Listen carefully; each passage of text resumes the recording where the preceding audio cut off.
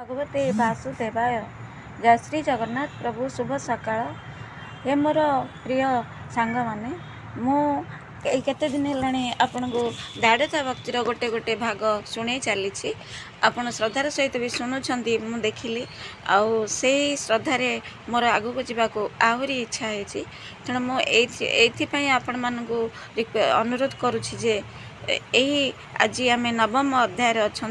नवम अध्याय रघुवरक्षित संवादर द्वितीय भाग। ये मन चैतन्य कौन कथा होती आम शुणा यही दाड़ता भक्ति को। नवम अध्याय रघुवरक्षित संवाद। शुणसा नंद मन राय चैतन्य पादे करी ध्याय बोलई कृत्य कृत्य होई पवित्र कलु मते तुई शुणिली प्रभु का महिमा आबर भकत गारिमा पुणी पचारू अच्छी तते मने संशय मोर एते पत्नी की घेनिण संगते गला जे रघुवरक्षित कहीं रहिला सेहु जाई एक कथा कहब बुझाई आबर महापात्र घर करी जे थिला नुआ बर से कथा पुणी है किस कहे एथिर संदेश शुणी चैतन्य अति तो से कहे मन राजा पासे हे मन सावधाने शुण से कृष्ण महापात्र पुण एणे दुईता पठाइला तेणे दूत को पेशी देला राज्य पात्र अग्रते जाइन कहले त्वरिते तुम पुत्र को जो कन्या देवाक मो बासना आसी तार निज पति घेनिण गला मो दुहिती जेते उपाय आंबे कलु केबे रखी न पारिलु तुम्बर गोचर निमंते पेशिण दे अछु दूते तुम्ब उपाय थिले कर बाटे अछंदी कन्या बर ता शुणी पात्र कोप भरे सन्न साजिला से सत्वरे धाइन गले राज बाटे मिलिले रघुर निकटे बोइले हारे कन्या चोर जीवने आशा थिले तोर छाड़ी पलाओ ए सुंदरी नइले नेबु बांधी करी शुणी पछकु देला चाही अनेक सन्न्य छंती धाई ता देखी पत्नी आगे गला अपने पछरे रहिला पत्नी बोइला स्वामी शुण एथर हैला मो मरण तुमको मारी मते नेबे अनेक वर्चना करिवे एदिके के बुद्धि करवा केमंते एथिरु बंचिबा ता शुणी रघुवरक्षित बोइला शुणरे संगात ओ प्रभु दारु ब्रह्ममूर्ति एछार केते कविपति जेतोते मते भेट करी से विष तापु कले पारी एबे रखिबे सही मते बसकी भय किंपाचिते शरण पंजर जावाना सर्व भय को वज्र सेना ब्रह्मा इंद्रादि जार पदे ध्यान चिंतन अप्रमादे हे प्रभु थाऊ थाऊ मोर किंबा तो डरो नारी बर एमंत कहू प्रिया पासे आगे मिलिले बेनी अश्वे श्री बलदेव ब्रह्मराशि बेनी अश्वरे छंती बसी कंदे उतरी अच्छी पड़ी कटीरे जम दाड़ बड़ी भिड़ी ढाल पड़ी पिठी पासे द्वितीयेश्वर प्राय दिशे विक्रम सिंह प्राय होई मिलिले वृत्य पासे जाई बोले प्रभु दामोदर केवण देशे तुम्ब घर काहू होइल जीव कहीं एकाकी संगे कही नहीं आबर तुम्ब पछ कदी अनेक सन्न धाई छंदी कहे केवण चरित ता शुणी रघुवरक्षित कहे तंत धीर बाणी शुणी क्षत्रिय चूड़ामणि बड़ आचंबित कथा कही बसिले हेब पोथा मोर पत्नी मुनि अंते मारिबे आसुछंदी मते अनाथ प्राणी मुहटई सखा सोदर मोर नाही केवल प्रभु चक्रपाणी नीलाद्रि चक्र चूड़ामणि तांक बिना अन्य जणे नाही मो शरण रक्षणे शुणी सानंद बेनी भाई रहिले आग पछ होई दास दासी की आग कले निर्भय चाल बोइले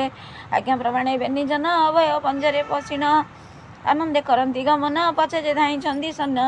नृत्य को अनायण देले गोविंद माया भी आइले कोटिए स्वरूप होइण बेड़ी अछंदी नारायण देखी प्राण को भय करी सन्ने जे गले अपसरी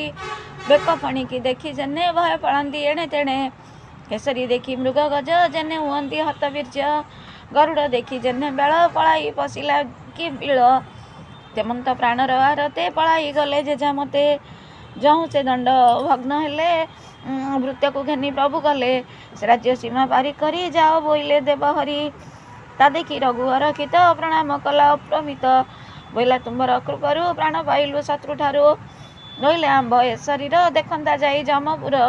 एणु तुम्बर पद्मपादे शरण गलु अप्रमादे जामाया देवे अगोचर काहू चिन्ह बछार नर देखु से प्रभु नारायण वृत्ते को संकट उतारिण विजय कले आदिमूल प्रवेश हेले नीलाचल एथि उतारू बेनी प्राणी चिते चिंतिले चक्रपाणी सबु आपदु पार होई आनंदे गले पथ पाई केते दिनर भितरे प्रवेश हेले क्षेत्र भरे प्रभु को दर्शन कले दक्षिण पारु से रहिले मंदिर खंडी एक किणी दही रहिले बेनी प्राणी सकल चिंता दूरे तेजी हृदय प्रभु को भावे भजी न जाने अन्य कथा मन नृत्य गोविंद गायन दारु ब्रह्मक लीला जेते भजु जे थाई अनुव्रते त्रिधूप पंच अवकाश भेट न थाई प्रभु पास कलाश्री मुखକୁ ଚାହିଁଣ ବାହୁ ଅନୁଥାଇ ତାଙ୍କ ପୁଣ ଦେଖିଣ ଶ୍ଵେତ ପଦ୍ମଡୋଳା ଆନନ୍ଦେ ହେଉଥାଇ ଭୋଳା ଶ୍ରୀପାଦ ପଦ୍ମେ ନିତ୍ୟ ଭାବି ବୋଲେ ମୁଁ ପର ମୁଣ୍ଡା ଯିବି ମୁଣ୍ଡ ବୋଲି ଭାବ ଭଳେ ନେତୃଲୋତକ ଧାରା ଗଳେ करे बजाई करताल भजन गोविंद गोपाल नाचई कला राट घरे ता भंगी कहले न सरे जगमोहने गड़ी जाई गरुड़ पछे उभा होई जणाई दुख सुख जेते चलई भिक्षार निमंते क्षेत्र रे बुली भिक्षा करे जे भाविले ता भाग्य रे घेनी चलई निजपुरे दियई पत्नी ठारे पत्नी जा करई रंधन स्वामी ता करई भोजन तावशेष खाए नारी ता बिनु न बक्षई बारी एमंते बंचाई तरुणी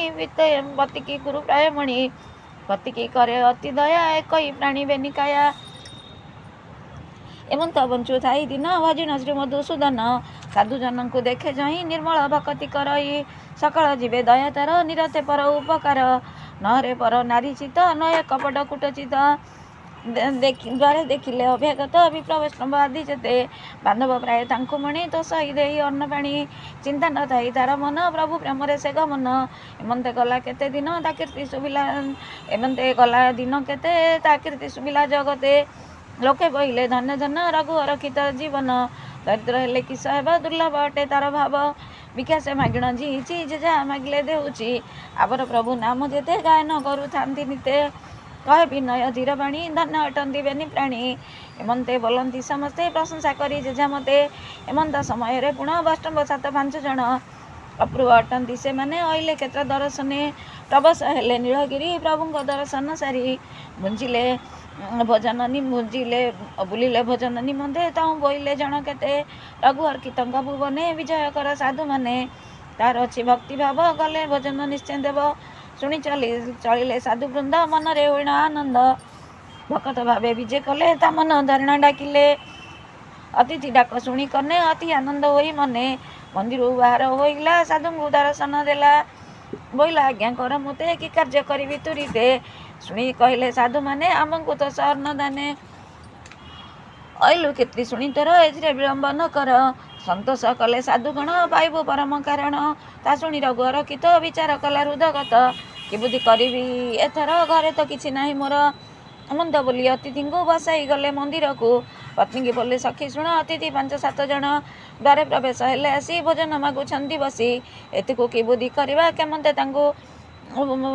चरुछिबा घरे तो किछि नाही धन कह गो युवती रतन शुणी ता शुणी बोलई सुंदरी शुण हे प्राण अधिकारी देवा दिया को हरि करता अटंती सबुरी एतको सूचना न कर मो संगे जेते अलंकार अच्छी बेगे घेनी जाओ साधु घरे बंधा दियो किछि धान घेनी आस साधु मान कर दोष ता शुणिण निज पति कोले बसाइण युवती बोला धन्य चांद मुई मोर सुगति त्राही तुही एबे तू शुण मो उत्तर हृदय मध्य विचार नेले मु एत अलंकार लोके देखिले असुंदर बोलिबे रघुवर कित काहू आनिला एते वित भिक्षा मागिबा भेकई काहू आनिला चोराई एमंत बोले मने मन करिबे सिना अनुमान एबे तू अलंकार घेनी बहन जाओ रे तरुणी साधुर घरे बंधा दे 5 समुद्र आण तुही 8 दिन को कंठ कर मिसाई मूल कलंदर शुण देवा मूल तर आनिबा आंब अलंकार शुणिले तो बंधु आज आपण मान पाखर विराम नहीं रोची नमस्कार।